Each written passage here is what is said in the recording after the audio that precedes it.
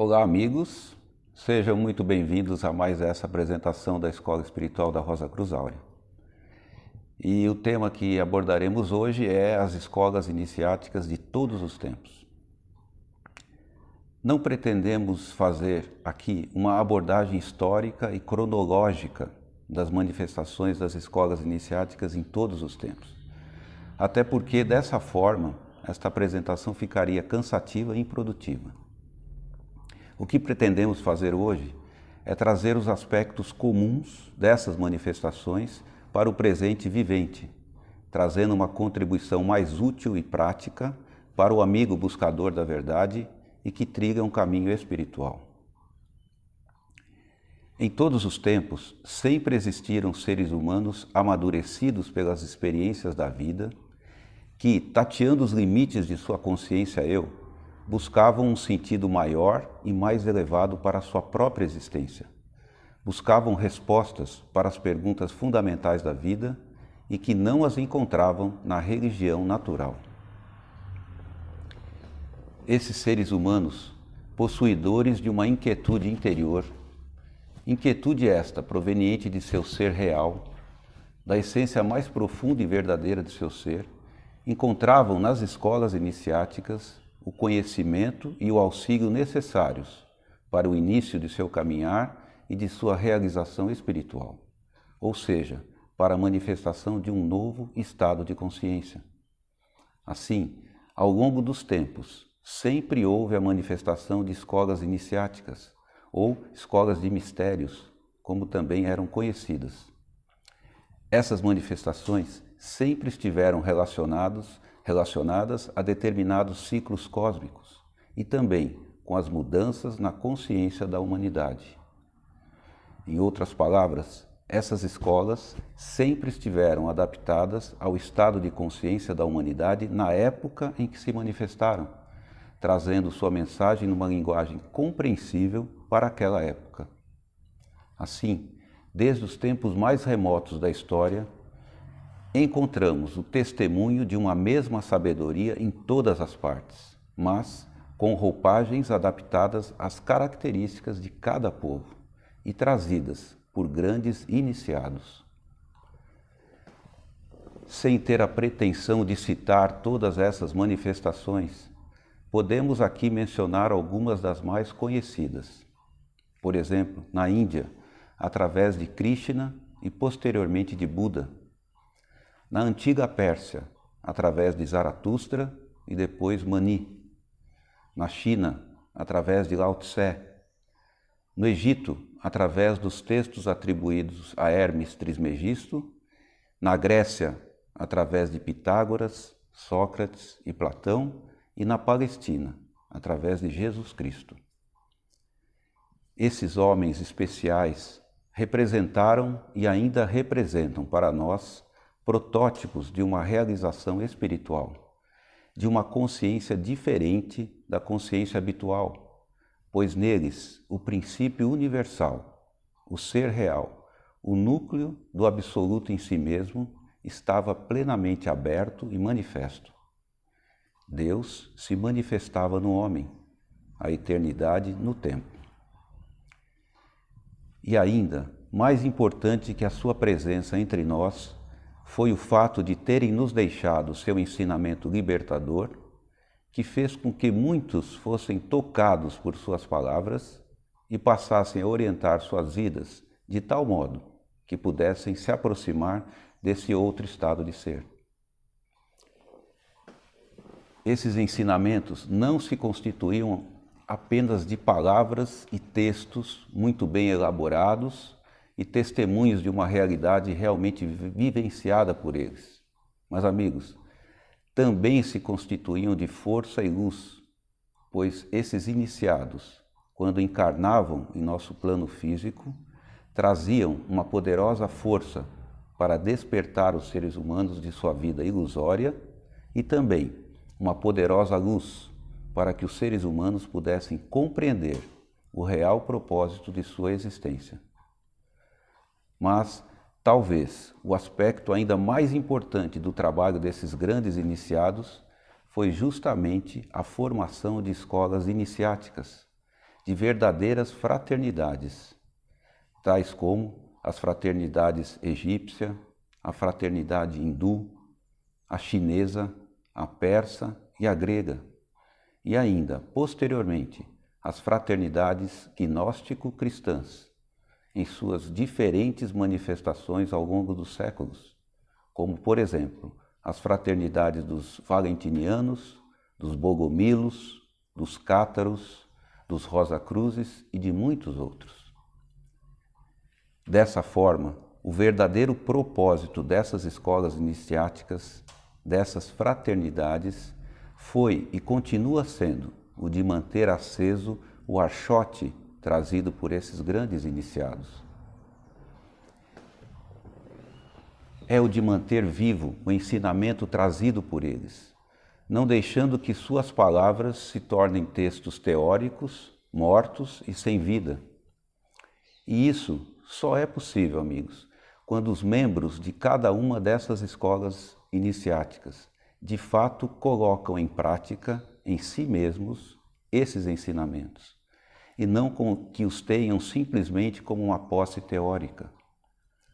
Assim, essas escolas se tornam em um campo de força e luz, não a partir de um único iniciado, mas agora através de um campo coletivo, unido ao archote dos iniciados, auxiliando todos os seus alunos em seu despertar e em seu progresso espiritual. Em assim realizando, todas essas escolas passam a constituir em conjunto, independentemente da época em que se manifestaram, uma corrente de fraternidades, ou uma única fraternidade, pois de fato, cada uma delas é a exteriorização do trabalho da fraternidade universal e, em seus aspectos mais interiores, estão todas unidas. E por isso, cada nova escola iniciática que se manifesta traz em si uma síntese de todas as manifestações anteriores. Podemos comparar uma escola iniciática com uma escada onde em cada degrau a consciência do buscador, a consciência do aspirante vai se elevando de um aspecto mais terreno para um aspecto mais transcendente, mais universal, mais divino. Em cada um desses degraus, podemos dividir o trabalho interior realizado por um membro de uma escola iniciática em 4 aspectos principais. O primeiro, o conhecimento do ensinamento universal disponível em sua época. O segundo aspecto, o autoconhecimento. O terceiro aspecto, a ligação consciente com o absoluto em si mesmo, com o aspecto divino de seu ser. E em quarto lugar, a transformação de todo o seu ser decorrente dessa ligação consciente.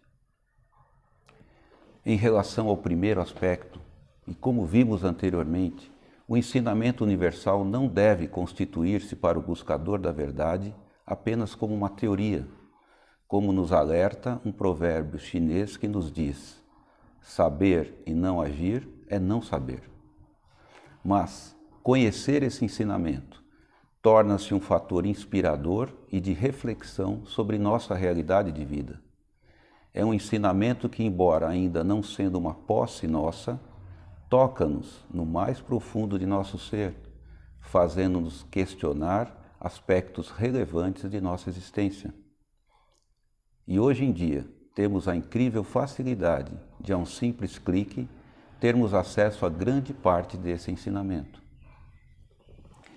Por exemplo, os textos sagrados hindus, como o Bhagavad Gita, o texto chinês Tao Te Ching de Lao Tse, os textos atribuídos a Hermes Trismegisto, que formam o corpus hermético, os evangelhos cristãos, os textos gnósticos do cristianismo primitivo, os manifestos dos Rosa-Cruzes clássicos do século XVII, o texto de A Voz do Silêncio, escrito pela senhora Blavatsky no final do século XIX e que tem sua origem em pergaminhos provenientes do Tibete, e ainda muitos outros.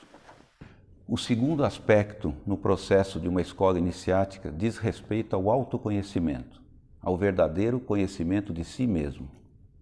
Um aspecto que o buscador da verdade deverá levar por toda a sua vida.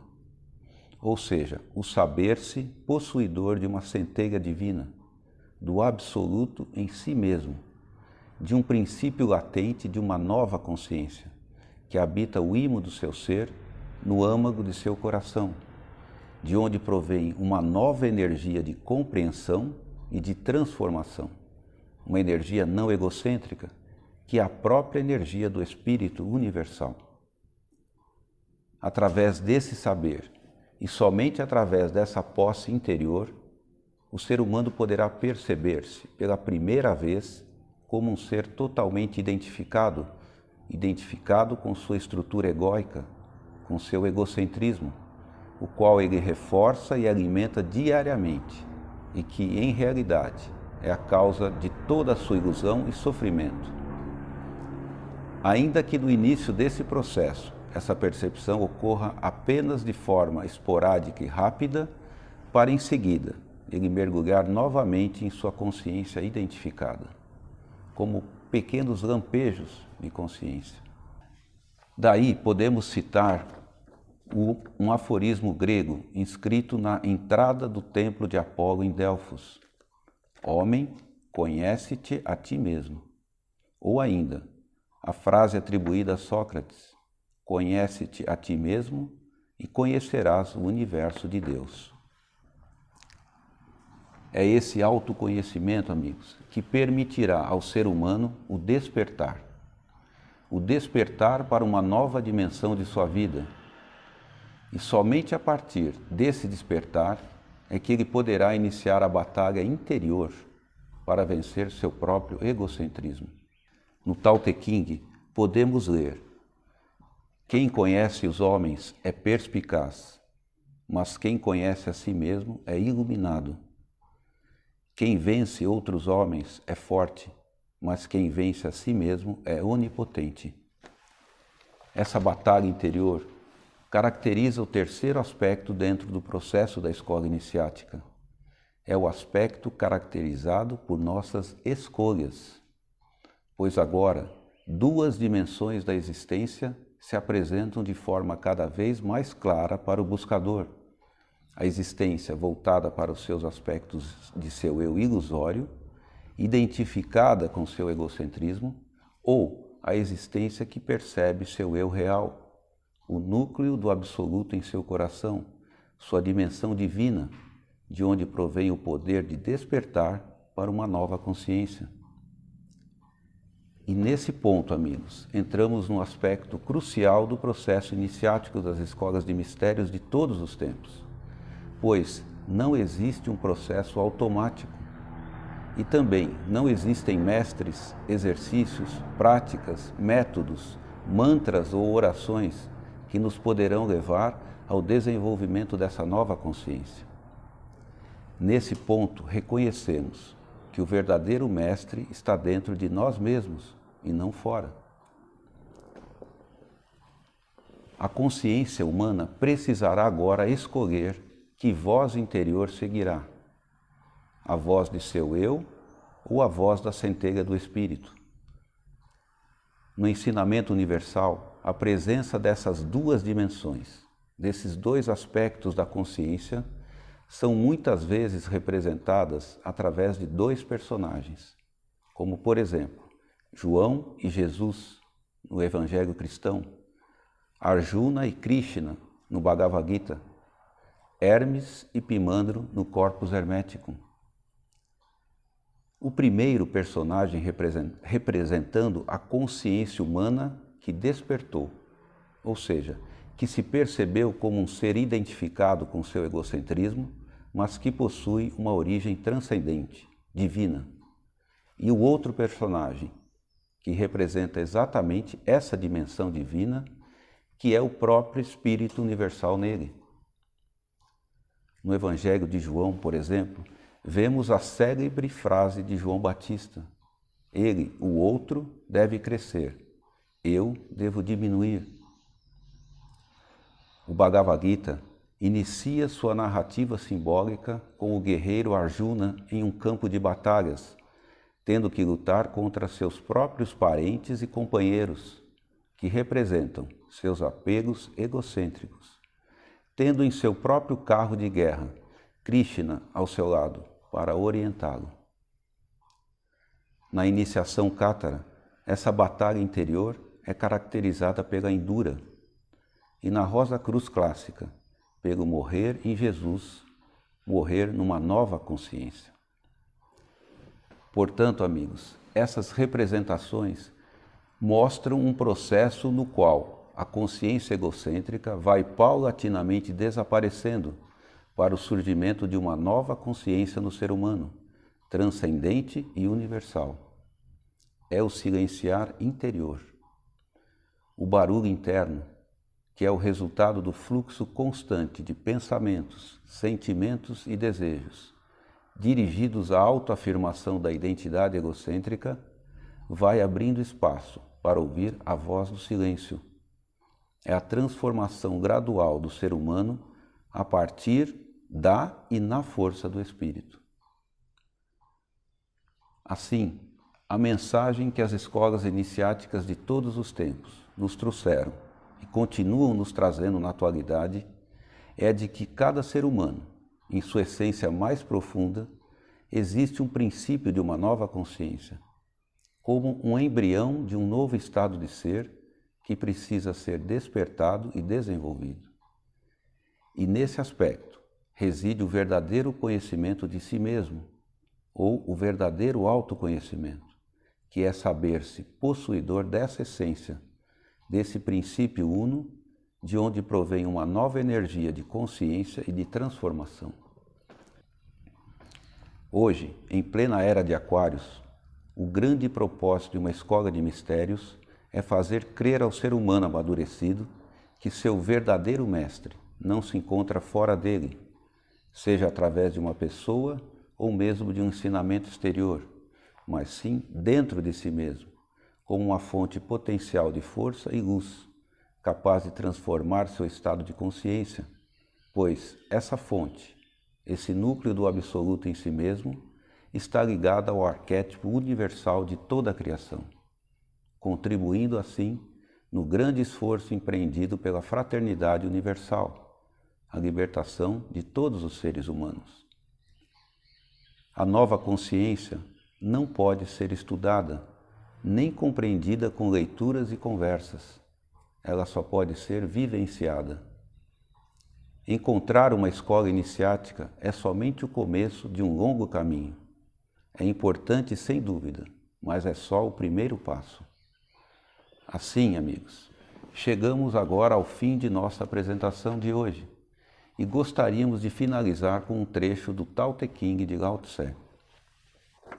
O imperfeito se tornará perfeito, o curvo se tornará reto, o vazio se tornará preenchido, o desgastado se tornará novo.